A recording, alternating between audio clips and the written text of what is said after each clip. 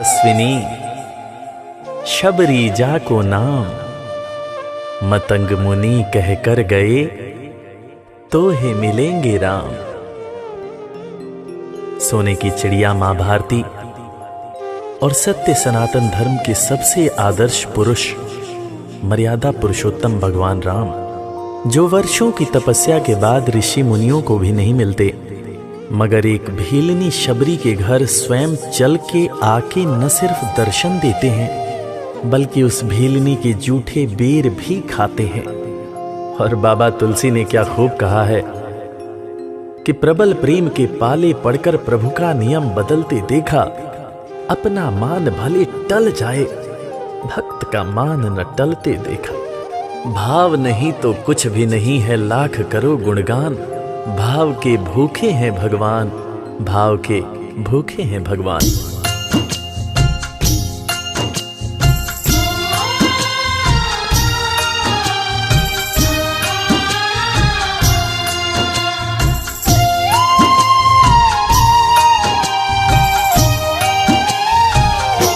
भाव के भूखे हैं भगवान, भाव के भूखे हैं भगवान, भाव के भूखे हैं भगवान, भाव के भूखे हैं भगवान।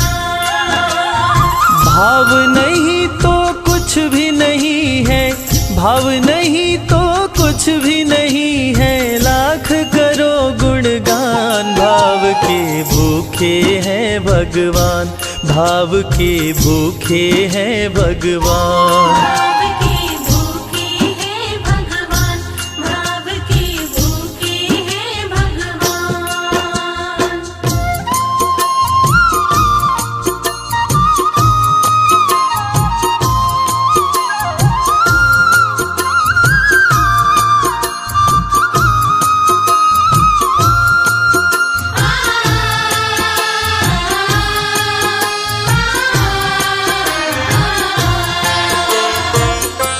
एक थी शबरी भक्तन, न्योछावर करके तन मन, मतंग मुनि के संग में करती थी प्रभु का कीर्तन।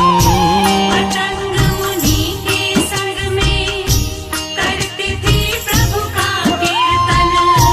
बागों से चुन चुन लाती, प्रभु को फूल चढ़ाती, गंगा के पावन जल से रोज स्नान कराती। गंगा के पावन जल से रोज स्नान कराती।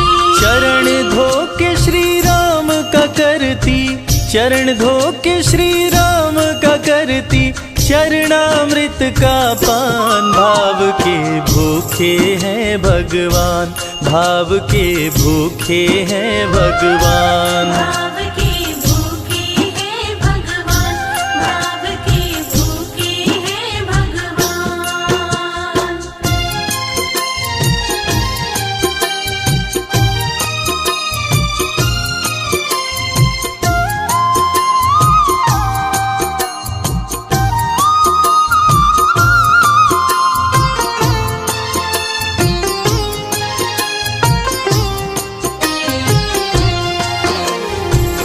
धैर्य एक ऐसा प्रसाद है जो इंसान को महान बना देता है। मतंग मुनि मां शबरी से कह गए कि शबरी तेरे दरवाजे राम जरूर आएंगे, और शबरी ने 10,000 साल तक प्रतीक्षा किया।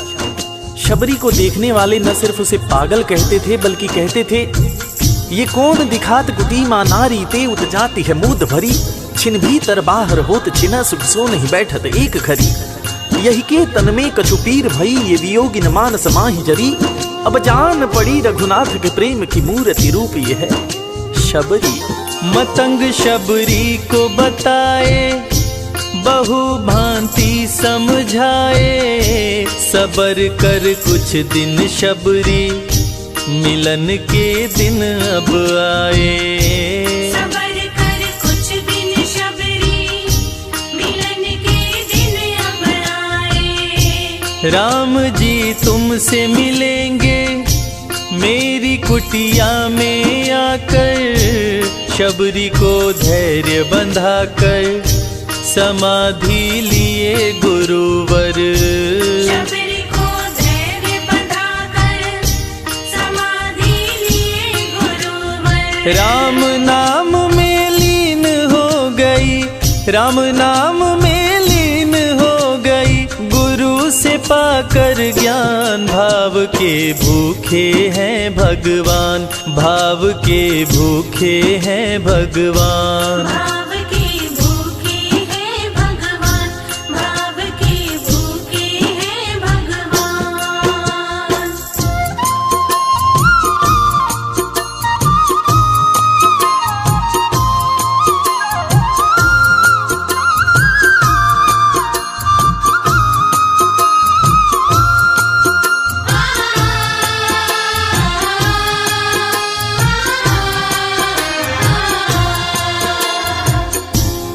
मां शबरी के गुरु महामुनि मतंग जब अपने नश्वर शरीर का त्याग कर रहे थे, तब मां शबरी ने उनसे पूछा, हे गुरुवर, मुझे मेरे राम कहाँ मिलेंगे? इस पर महामुनि मतंग ने शबरी को जवाब दिया कि शबरी, अरे दुनिया राम को ढूंढती है, मगर तू तो ऐसी खुशनसीब है कि तेरे दरवाजे राम स्वयं चलकर आएंगे।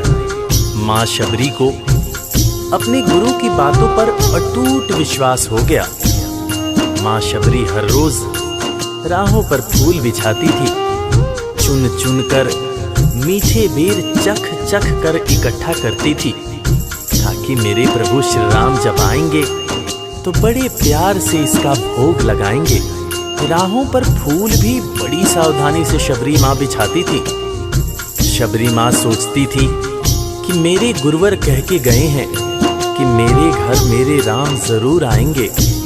शबरी माँ राहों पर दूर दूर तक फूल बिछाती कि प्रभु श्री राम के पैर में कहीं कोई कांटा न चुभ जाए। राह पे फूल बिछाती, वो मीठे बेर को लाती, मेरे प्रभु राम आएंगे, नैनों में सपने सजाती।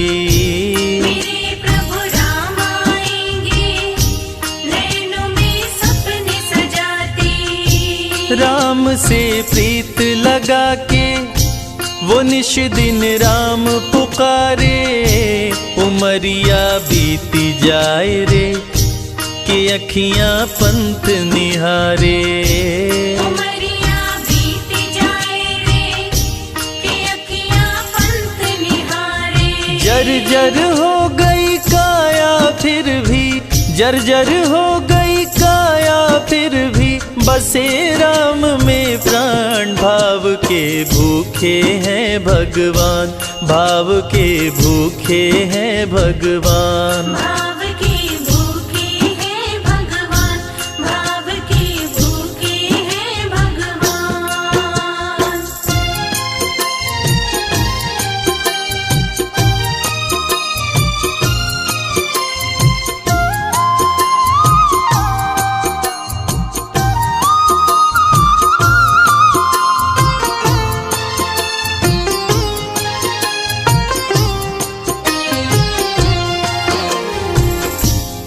समय समय के साथ बीतता गया।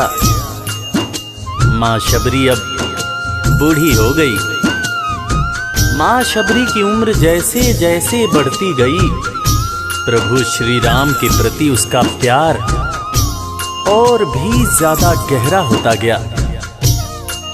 मां शबरी जो इस जन्म में तो भीलनी हुई थी, मगर अपने पूर्व जन्म में वो एक बहुत बड़े राजा की रानी थी। प्रयागराज, जहां पर कुंभ का मेला लगता है, एक बार वो अपने राजा के साथ उसी कुंभ के मेले को देखने पहुंची। अपने पूर्व जन्म में भी मां शबरी को प्रभु श्री राम से उतना ही ज्यादा प्यार था। उस वक्त रानी ने अपने पति से ये इच्छा जताई कि मैं बाहर जाकर संत महात्माओं के साथ भजन कीर्तन करूंगी, जिस पर उसके राजा पति ने ये कहकर मना कर दिया कि एक महारानी को इस तरह के छोटे लोगों के साथ बैठना शोभा नहीं देता। ये बात महारानी के हृदय में चुभ गई। महारानी ने गंगा के पानी में जाकर अपने प्राण त्याग दिए और ईश्वर से कहा, हे मेरे प्रभु, हे मेरे राम, इस जन्म में तो आपने मुझे बहुत खूबसूरत बनाया है, अगले जन्म में चाहे मुझे कुरूप बना देना। इस जन्म में आपने मुझे उच्च कुल में जन्म दिया है, अगले जन्म में चाहे तो मुझे भीलनी बना देना, मगर हे प्रभु, मेरा अगला जन्म जब भी हो मुझे ये सौभाग्य जरूर देना कि मैं तुम्हारे नाम को जपूं, मैं तुम्हारा नाम लूं, मुझ पर कोई बंधन न हो। वो राजकुमारी अगले जन्म में माँ शबरी बनी, वही माँ शबरी जो कुटिया में प्रभु श्री राम की राह देख रही थी। वो सुंदर आसन लगा के स्वच्छ कुटिया को सजा के राह आंचल से बुहारे प्रभु का ध्यान लगा के। राह आंचल से बुहारे प्रभु का ध्यान लगा के। और ना अब तड़पाओ राम मेरे, आ भी जाओ, दरस बिन शबरी व्याकुल, राम मेरे दरस दिखाओ। दर्श बिन शबरी व्याकुल, राम मेरे दर्श दिखाओ। दरस की आस लगी मेरे प्रभु जी, दरस की आस लगी मेरे प्रभु जी, पूर्ण करो अरमान। भाव के भूखे हैं भगवान, भाव के भूखे हैं भगवान। भाव के भूखे हैं भगवान, भाव के भूखे हैं भगवान।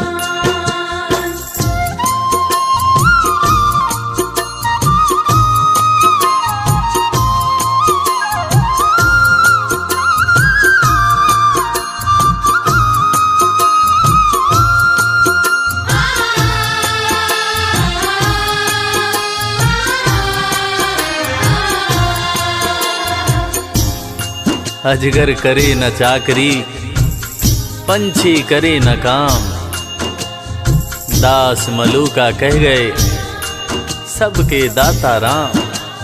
और हम सबके परम पूज्य बाबा तुलसीदास ने रामचरितमानस में भी कहा है, राम से बड़ा राम का नाम। और यही काम माता शबरी दिन रात कर रही थी। बस वो एक ही बात बार बार बोले जा रही थी कि मेरे राम आएंगे, मेरे राम आएंगे। वो हर वक्त हे राम बोलती रहती थी। प्रभु श्री राम जब अपने भाई लखन के साथ माता सीता की खोज में वन में दर दर भटक रहे थे, उनके कानों में ये आवाज गूंजी। उन्होंने अपने भाई लखन से कहा, प्रिय अनुज, ध्यान से सुनो। मेरी एक माता है जो वर्षों से मेरी प्रतीक्षा कर रही है। मैं भी अपनी माता को देखने के लिए बहुत व्याकुल हो रहा हूं। चलो अनुज, माता शबरी की कुटिया में चलते हैं। प्रभु श्री राम माता शबरी की कुटिया में आते हैं। माता शबरी की नजर जब प्रभु श्री राम के ऊपर पड़ती है तो माता की आंखों से खुशियों के आंसू धारा प्रवाह बहने लगते हैं। माता शबरी रो रो के कहने लगती है, मेरे राम आप आ गए, मेरे राम आप आ गए। आंसू भरी आंखों से मां शबरी प्रभु श्री राम और वीर लखन को देखे जा रही थी। दोनों हाथों को जोड़कर दौड़े दौड़े माँ शबरी ने प्रभु श्री राम के पैर पकड़ लिए और कहने लगी, मेरे राम, मैं तो 2 जन्मों से आपकी प्रतीक्षा कर रही थी। लोग मुझे पागल बुला रहे थे। मेरे गुरुदेव ने मुझसे कहा था कि शबरी, राम लक्ष्मण के साथ एक दिन तेरी कुटिया में जरूर आएंगे, जरूर आएंगे। राम संग लखन को आते देखी प्रभु को मुस्काते, प्रभु के पास में आई कुटिया से दौड़ लगाते। प्रभु के पास में आई कुटिया से दौड़ लगाते। राम से मिलन हुआ जब तो शबरी सुध बुध खो गई, प्रभु के पाँव पकड़ के भाव में विह्वल हो गई। प्रभु के पाँव पकड़ के भाव में विह्वल हो गई। खुशी के आंसुओं से पग धोए, खुशी के आंसुओं से पग धोए, भक्त न शबरी समान, भाव के भूखे हैं भगवान, भाव के भूखे हैं भगवान। भाव के भूखे हैं भगवान, भाव के भूखे हैं भगवान।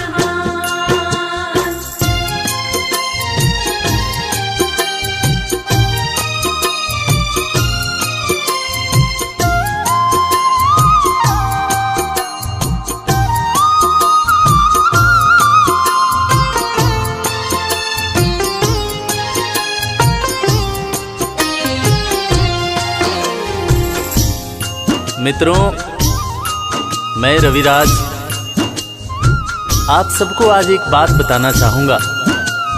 वो बात जो मुझे मेरे गुरुदेव फरीद हसन खान साहब ने बताई है, और वो बात ये है कि ईश्वर को हमारी जरूरत नहीं है, हमें ईश्वर की जरूरत है। ईश्वर हमारे बिना भी पूर्ण है, मगर हम ईश्वर के बिना हमेशा ही अपूर्ण हैं। हम पैदा तो इंसान के रूप में होते हैं, मगर अंत में हमें उसी परमात्मा के पास जाना होता है। इसलिए हमें जीवन में हर वो कार्य करना चाहिए जो ईश्वर को पसंद हो, और ईश्वर को सिर्फ यही पसंद है कि हम नेक दिल बने, दयालु बने और सदैव ही अच्छाई के मार्ग पर चलें, चाहे कितनी भी कठिनाई क्यों न हो, और हमेशा अपने परमात्मा को याद करते रहें, चाहे ईश्वर के रूप में, चाहे अल्लाह के रूप में, गुरु नानक देव जी के रूप में, चाहे ईसा मसीह के रूप में। जो भी इंसान ईश्वर को याद रखता है वो कभी जीवन में किसी का बुरा नहीं कर सकता। बुरा करना तो दूर की बात है, वो किसी का बुरा सोच भी नहीं सकता है। उसका मन हमेशा साफ और शांत रहता है। मन हो गर निर्मल संजय, प्रभु जी दौड़े आते, प्रसाद की बात करें क्या, वो झूठे बेर भी खाते। प्रसाद की बात करे क्या, वो झूठे बेर भी खाते। बात है सच्ची लेकिन हम सब, बात है सच्ची लेकिन हम सब इससे हैं अनजान। भाव के भूखे हैं भगवान, भाव के भूखे हैं भगवान। भाव के भूखे हैं भगवान, भाव के भूखे हैं भगवान। भाव नहीं तो कुछ भी नहीं है, लाख करो गुणगान। भाव के भूखे हैं भगवान, भाव के भूखे हैं भगवान, भाव के भूखे। इस कथा के लेखक पंडित संजय तिवारी जी, साउंड इंजीनियर श्री कैलाश डंडरियाल जी, मैक्स स्टूडियो दिल्ली। संगीतकार लवली शर्मा। मैं आपका अपना रविराज और वीर म्यूजिक परिवार की तरफ से आप सभी को कोटि कोटि प्रणाम करता हूँ। किसी भी त्रुटि के लिए हम क्षमा प्रार्थी हैं।